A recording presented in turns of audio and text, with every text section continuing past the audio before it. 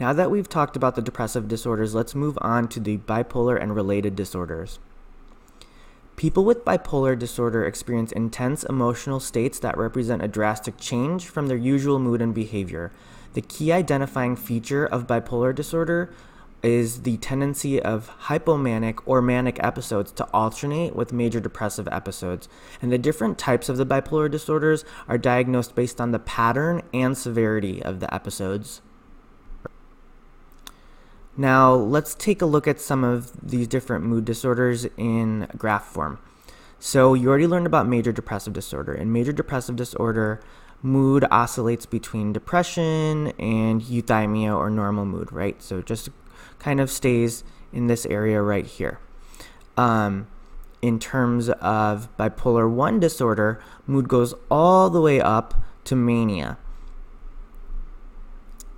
Typically, after a manic episode, mood then drops all the way down to depression. You don't need that depression for that diagnosis of bipolar 1 disorder, but you do need this manic episode. Now, in terms of bipolar 2 disorder, you do see people's mood elevating up to a hypomania, not all the way up to mania, and still going down to that depression, that same level of depression as in bipolar 1. You can ignore this orange line. It's beyond the scope of what we'll be talking about. But if you want to look at this line, this is cyclothymia, where symptoms never quite reach the degree needed for hypomania, and then they never quite reach the degree needed for depression. So it kind of oscillates in between. So in bipolar 1, you need to have at least one manic episode occurring in the patient's lifetime. A manic episode is defined as having a distinct period of abnormally and persistently elevated, expansive, or irritable mood. This is an important point to make. Mood does not necessarily have to be elevated. It can just be irritable. In addition to that mood change, you need to have abnormally and persistently increase in goal-directed activity or energy. And this has to happen for at least 1 week, most of the day, nearly every day, to satisfy criteria for the diagnosis. In addition to those two symptoms I mentioned, someone also needs to have at least 3 of the following for the diagnosis of a manic episode. The first is having an increased self-esteem or grandiosity, and that's really having an inflated sense of self. Sometimes the grandiosity goes to delusional proportions, people believing that they are best friends with a celebrity or are a famous author or something like that. You also see decreased need for sleep, and this is different than not being able to sleep like we see in depressive episodes, but this is really like having so much energy that the person doesn't even remember that they need to sleep. People are more talkative than usual, and rapid speech, we call that pressured speech, when it's hard to get a word in for anyone else. People have flight of ideas or racing thoughts. They're distractible. We see an increase in goal-directed activity or psychomotor agitation. So people are maybe a lot more active and maybe doing 5 or 6 projects all at once. An example is someone who, might wake up in the middle of the night at 2 a.m. and make all of their meals for the next month. We also see an involvement in activities that have a high potential for consequences. So recklessness, spending sprees, sexual promiscuity, road rage, things like that. Let's take a look at a quick clip so you get an idea what a manic episode looks like. Very important that needs to be said here. Right. I only like to speak once or twice or thrice or nice, because nice things are always coming into my mind. Nice things like the nurse on the ward, but we'll keep that a secret from my wife, eh? My wife's a good woman and looks after me very well, which is just as well, because a politician needs to have a good woman behind him. I've joined the Conservative Party and I'm expected to be the MP for my part of Sheffield. Right. You see, I've been held back in my career, but I won't be held back for long. I think I could well become the next Prime Minister because I've got a really good personality. At work, I've been putting suggestions forward, but they're not being taken up. I was accused of touching up the secretary, but she misunderstood. You see, I believe that all love is free, and if I had my freedom, him, I could love everyone. I have the time because I only need 3 hours sleep a night, and night is right and rights are mine. It's a minefield out there because society never really cares. Why are you in hospital? I don't really know. I think it's because of my wife getting jealous, but there's no reason to be, because I've got enough love to go all around the ladies. I feel great because the world is a wonderful place and people are great. You know, if great people had been more loving, then wars would never have happened. It's all a matter of degree, and a degree is something worth having. Alright, so now that you saw what a manic episode could look like, let's go back to the criteria. This is another mnemonic that can help you remember the criteria for exams. So dig fast, you can think of someone who's in the midst of a manic episode that's just digging very fast for who knows what reason, and then these are the criteria. So we've gone over what a manic episode is. Now let's talk about what a hypomanic episode is. Really, the symptoms that are involved with the hypomanic episode are the same as those in a manic episode. However, there are some major differences. A manic episode lasts 1 week or longer, whereas for a diagnosis of a hypomanic episode, you only need the episode to last 4 days, but it can last longer. In a manic episode, you see impairment in functioning. The patient may need hospitalization because of that impairment, and then the manic episode may be associated with psychotic features.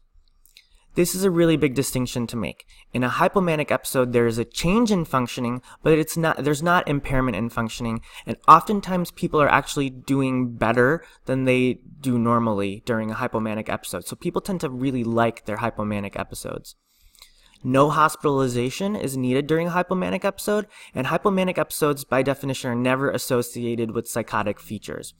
So one thing to know because of these 2 points is that if there is psychosis or hospitalization during the episode, then it is considered a manic episode regardless of the time length of the episode. So even if an episode is 2 to 3 days long, but there's a need for hospitalization or there's psychosis, then it would be considered a manic episode. Another type of episode that you could see in the bipolar disorders is a mixed episode, and this is when you have symptoms of hypomania or mania occurring at the same time that the patient is experiencing symptoms of depression.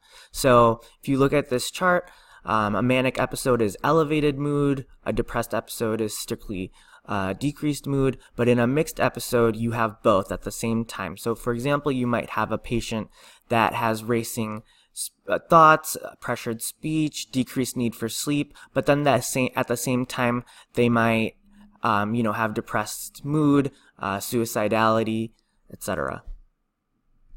So now that we've talked about the different types of episodes, let's talk about the actual disorders.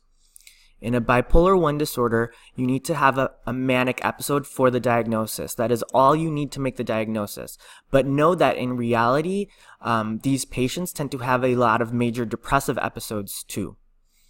For bipolar 2 disorder, you need to have had a hypomanic episode and you need to have had a major depressive episode in the patient's history for them to get a diagnosis. If someone is just having hypomanic episodes without depressive episodes, then they may not need treatment. In a cyclothymic disorder, you have hypomanic symptoms that don't meet criteria for hypomania, and then depressive symptoms that don't meet criteria for a depressive episode. And then in substance or medication-induced or medication condition-induced bipolar and related disorders, the symptoms are similar to those seen in the episodes that we've talked about already. So for a bipolar 1 disorder, again, you only need 1 lifetime manic episode to diagnose someone with this. Both the manic episodes and the depressive episodes in bipolar 1 disorder cause impairment in functioning and severe distress. The onset of mood episodes in a bipolar 1 disorder is usually in the late teens. So this is important to note because you usually see the onset of mood episodes earlier in life than you would in unipolar depression or, in other words, major depressive disorder. The suicide rate, the lifetime attempted suicide rate, is pretty high. It's 32.4%. Now let's take a look at bipolar 2 disorder. In bipolar 2 disorder, again, you need to have both hypomanic episodes and depressive episodes to make the diagnosis in the first place. The major depressive episodes cause all of the impairment in functioning in a bipolar 2 disorder. Hypomania typically doesn't cause the impairment in functioning. Now, something you need to know is that bipolar 2 disorder is not just a milder form of bipolar 1 disorder. Typically, the depressive episodes in bipolar 2 disorder are longer and more frequent. So bipolar 2 disorder can almost sometimes be more impairing than bipolar 1.